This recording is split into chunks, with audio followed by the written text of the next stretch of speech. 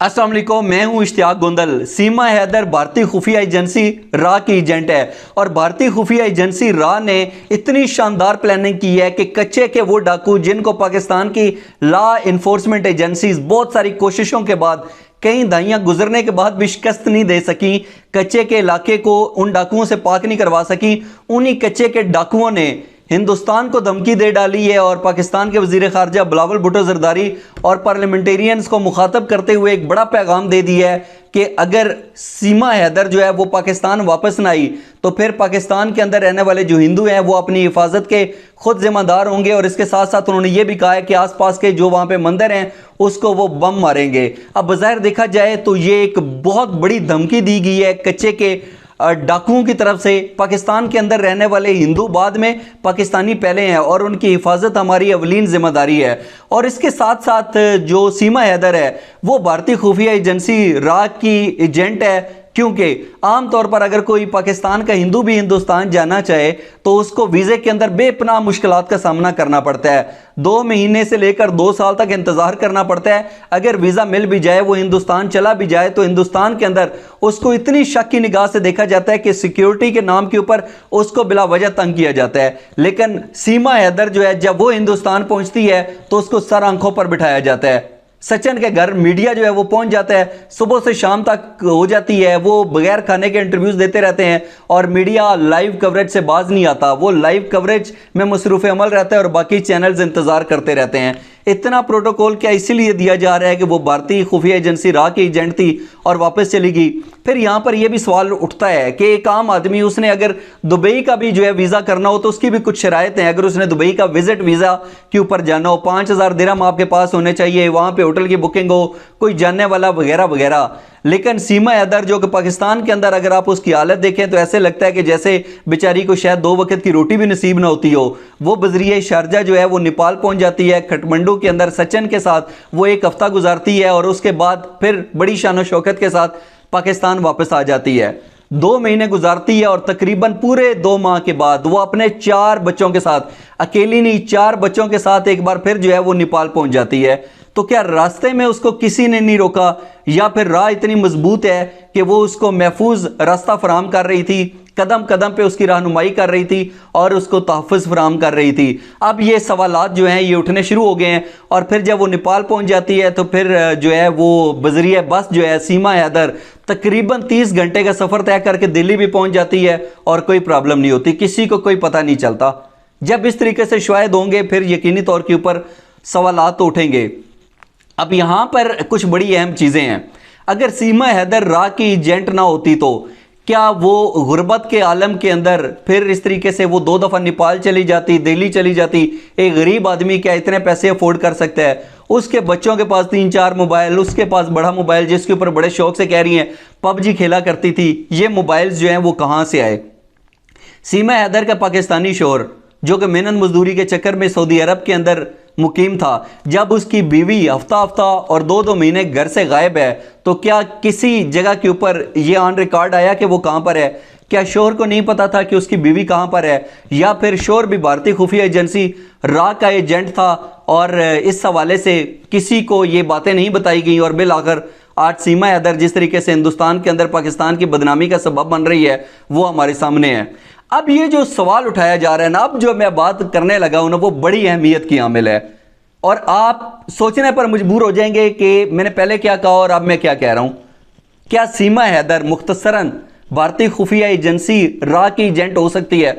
नहीं, बिल्कुल भी नहीं, कतई तौर पे नहीं। और अगर कोई इस तरीके से बात करता है, इन पॉइंट्स के साथ बात करता है जो मैंने आपके सामने रखे और जिसके हवाले से मुख्तलिफ लोग बात कर रहे हैं, तो ये एक इंतहाई घटिया किस्म की सोच है, एक घटिया किस्म का आप वो कह लें कि एक एनालिसिस है जो कि बनता ही नहीं है। और उसकी बुनियादी तौर पर कौन कौन सी वजूहत हैं अब मैं वो भी आपके सामने रखूंगा और फिर आप खुद कहेंगे कि वाकई ये सीमा हैदर को जो भारतीय खुफिया एजेंसी रा के साथ जोड़ा जा रहा है ये बिल्कुल बेबुनियाद है। इस तरह की खबरों के अंदर कोई सच्चाई या कोई हकीकत नहीं है। वो हकाइक हैं वो मैं आपके सामने रखना चाहता हूँ।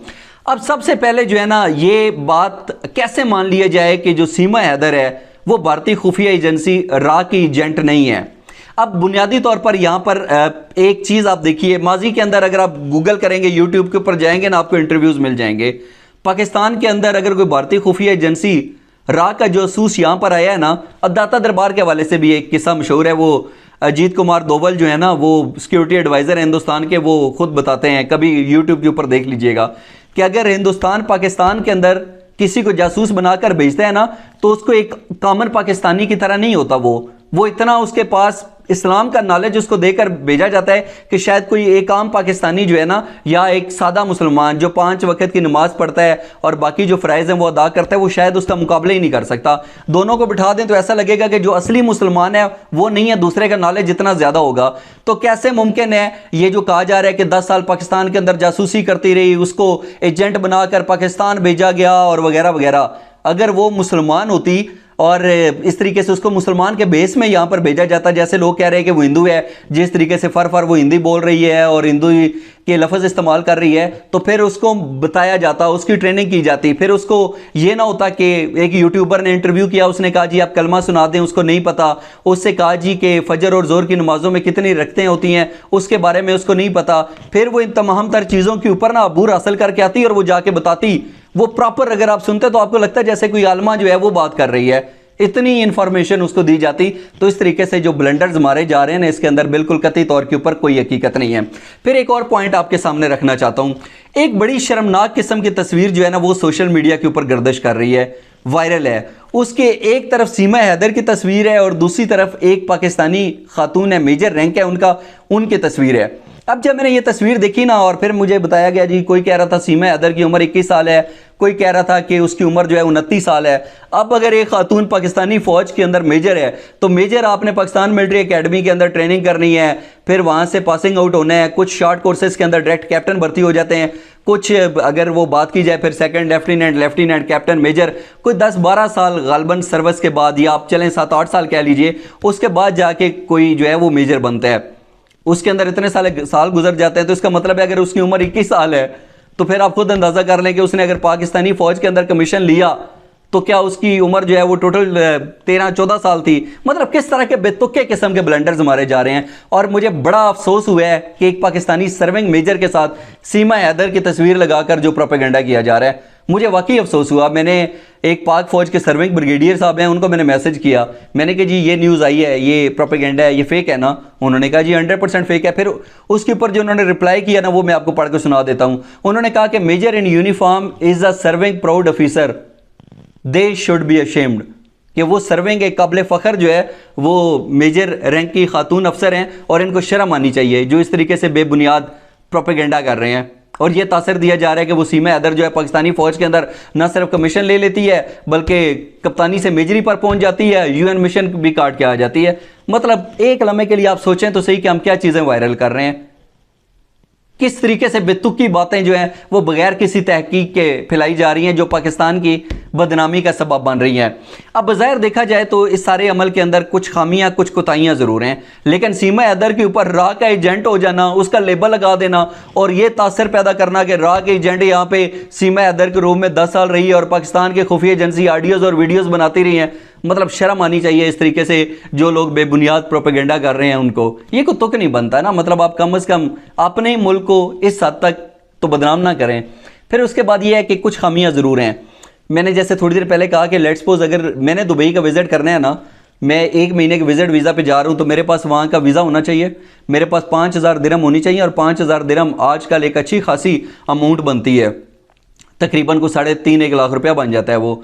तो क्या सीमा हैदर की जो यहाँ पे ज़ाहरी शक्ल सूरत है और जिस तरीके से उसके खामद के बारे में बताया जाता है और जिस इलाके में वो रहती थी, सीमा हैदर के पास लाखों रुपए कहाँ से आ गए, 4-4 मोबाइल्स कहाँ से आए, यकीनी तौर के ऊपर खामियाँ और कोताहियाँ हैं कि अगर सीमा हैदर पहले एक दफ़ा नेपाल चली गई, वापस आई, फिर 4 बच्चों के साथ जा रही थी, तो वो हमारे इदारों की नज़र में क्यों नहीं आई। ये सवालात ज़रूर हैं, लेकिन सीमा हैदर के ऊपर रा का लेबल लगा देना और ये कहना कि वो भारतीय खुफिया एजेंसी रा की एजेंट थी, ये मेरा ख्याल है कि एक मुनासिब अमल नहीं है।